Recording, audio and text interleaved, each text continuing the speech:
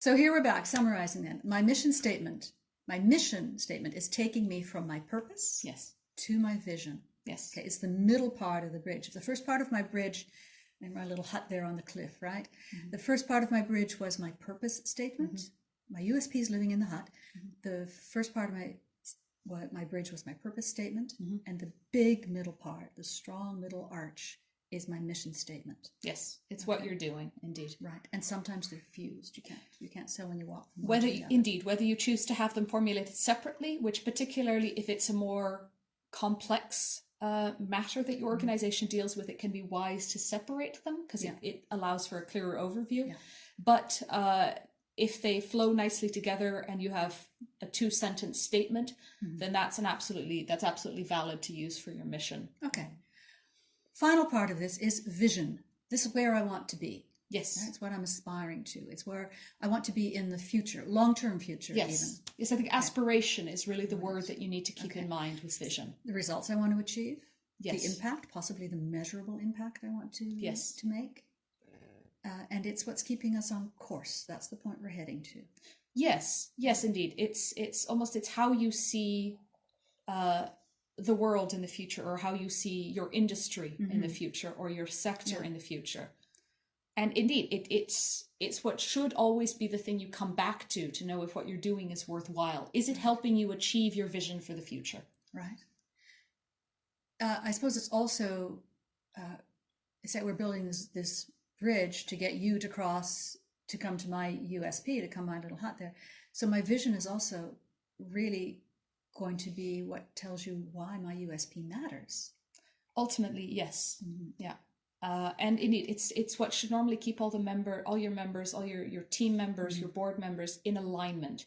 It's your shared values, your shared ideology, your shared passions, your shared ideas. It can be, for many organizations, it's a religious ideology that motivates them and brings them together, that will be incorporated into the vision. This is the point at which, if you have an ideological driver, this is the point at which to mention it. Right, certainly your values are going to come in here. It's why often there will be several organizations working on what looks to be the same problem, but they perceive it as a problem because they have different value bases. So they're coming at it from a totally different angle. Yeah. Okay. Vision is indeed where it's a bit more common to see a certain overlap between organizations because we may have a shared long-term vision for the future. And that's where indeed, if you don't have a clear purpose and mission, then the vision in and of itself can be a little bit more vague. This is where you can mention you want world peace. If you want world peace, this is when you can have it. All right. We're going to come back to those examples again, okay? Yes. The Association of Development Financing Institutions in Asia and Pacific. If you recall, they wanted to promote sustainable development. Yes. Through strengthening development finance institutions. Yes. Their vision, okay? Through the provision of development finance services to its members, ADFIAP envisions a future of sustainable economic, environmental, and social development and growth in the region, with its people as the ultimate beneficiary. So now, there you do it. There's your world peace, right? The people are the ultimate beneficiary. They have this vision of a future of sustainable economic and environmental development. Yeah, indeed. So this is tune in the future. We will be going into the United Nations Sustainable Development Goals, and I would like to point out, for those of you already in the know, or for those of you who've watched our future episodes, that they are mentioning sustainable economic, environmental, and social development, very good. Which is very in line. So they're very up to date with this. Okay. But that's also quite distinct now from their purpose and their mission. Yes. Okay. Yes, this is indeed much more of painting a picture of why what they're doing matters. Yes. And indeed, clearly showing like who it's for, the people as the ultimate beneficiary. So this is a really, really good example of a vision statement. Let's take Amnesty International, our second example. So their purpose was to work towards a world in which every person enjoys all the human rights. Okay, remember that their mission was to undertake action to combat human rights abuses. Their vision statement, it's really a reworking of their purpose. You'll hear it here. A world in which every person enjoys all of the human rights enshrined in the Universal Declaration of Human Rights and other international human rights instruments. Right. So that's, again, what's their vision? Where are they heading for? that world. Yeah. That world in which we're all safe to think the way we want to think. Yes, indeed. So this is it's the way it's formulated is indeed a bit more of a painting a picture of how they see the ideal future. And the purpose and particularly the mission is how they are contributing to how are they trying to get there, what they're doing to get there. So that's once again selling their USP. How are they contributing? We're back to the European Society for Radiotherapy and Oncology. Right. ESTRO's purpose was to promote radiotherapy. Right. They had a whole series of very clearly defined steps that they're going to take in their mission statement. Their vision is that every cancer patient in Europe will have access to state-of-the-art radiation therapy as part of a multidisciplinary approach where treatment is individualized for the specific patient's cancer, taking account of the patient's personal circumstances. Right. That's their vision. They want why in Europe? Because it's the European Society. All right. Yes. I'm sure that Esther's heart is really much bigger. Every cancer patient will have access to state-of-the-art radiation therapy. Yes. Exactly. And That's individualized treatment for exactly. That puts cancer. it way out of just research. That's research to a particular goal. Yes. Right. They're heading someplace with that. Absolutely. Okay. So this is indeed, once again, you can see that it's there's an ideology here. There's a dream for the future. It's why, indeed, it's what drives them in their work. So this as well is interesting too, because it's nothing to do at all with radiologists or radio-oncology. This is very much about the patient. Yes, exactly. It tells us something too about what ESTRO stands for, doesn't it? Absolutely. Absolutely. FIFA, right? Remember our Football Association? The goal of FIFA is to have national teams and clubs from all continents competing fully against the current elites of the game. That's again in a nutshell. FIFA does have much longer documents on this one. They do. But there you go. They do see a goal. They want to have, again, what was that? Democratization? Indeed. Popularization? The democracy of the game of football. That from all over the world, there should be elite teams competing. Yeah. So indeed, they want national teams. They want clubs. It actually says a fair amount, even in just in a short sentence. There's a lot there that they want national teams, national clubs, and all these continents coming together to play football.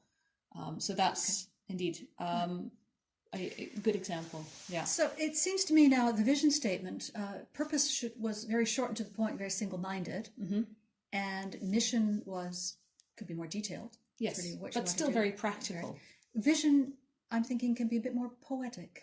Absolutely. Right. Indeed, it's where you're allowed to be a little bit more. If you have an inner poet who is screaming to be set free, this is where you can. Because it's certainly the big picture view. Yes, you're painting. Many vision statements do a really wonderful job at painting a picture of the future world. The future, indeed. Yeah. What's your dream? It strikes me too that the vision might be bigger than what my organization itself and alone can achieve. Is that all right? That's very true. Indeed, a vision doesn't need to. That's where it differentiates from a purpose. A purpose is what your organization is aiming for. A vision is how you see your world, your sector, your industry, and it may not be something you can accomplish alone.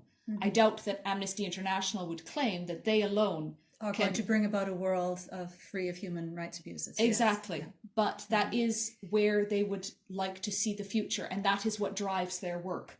The hope that is where the world is going, and that it's worth fighting for. Okay. So there we have it. We had our USP on this side of the canyon. We built a bridge with our purpose, mission, and vision statements. Yeah. But I take it that bridge needs constant maintenance. It does. The vision certainly is the one that generally holds up the most. That doesn't mean it's not occasionally worth rewording. Yeah. But if you find yourself constantly having to modify your vision, then maybe you're not entirely clear on what your ideology is, and you should maybe think about that. But indeed, your mission and your purpose will shift based on the work you're doing, based on the needs. If you're a trade association, what needs does your industry have? You will have new projects and products that match that. Right. The world may change. The world does change. Yeah. This last year has been a fairly good example of the world changing. Right. And that may change then your USP. Yes, absolutely. Right. So that's a really good thing to keep in mind. That's why at the beginning we asked, how long has it been since you've checked these? Because indeed they do need updating, and check them now and again also so they're in your head, Right. so you can say them when needed. I feel we keep coming back to that USP, that starting point of the starting point, the unique selling proposition. What makes me different? What makes me so special? And we have now hopefully embedded that in a purpose, mission, and vision statement. I think we could do a bit more practical work on that too, but that's going to be for another episode. Once again, as there are lots of techniques and brainstorming exercises that are really, really fun to go over, but take a significant amount of time. In the same, there are a lot of really good writing and brainstorming exercises which can help you in a very practical way construct your purpose, mission, and vision statements. And indeed, this is once again still something that we do indeed have in the works, that we will actually have a series where we do these exercises that you can follow along with. We'll do that. But hopefully this podcast has already given you a fairly good idea of what the purpose is and some of the pitfalls that you maybe should look out for. And particularly, we've given you some really good examples that hopefully if you ever see, if you're on a website and you see someone else's mission and vision statements, you will have an idea of what to judge them by. Yeah. Okay, good. Thanks for being here. See you again. Thanks for tuning in. Bye-bye. Take care.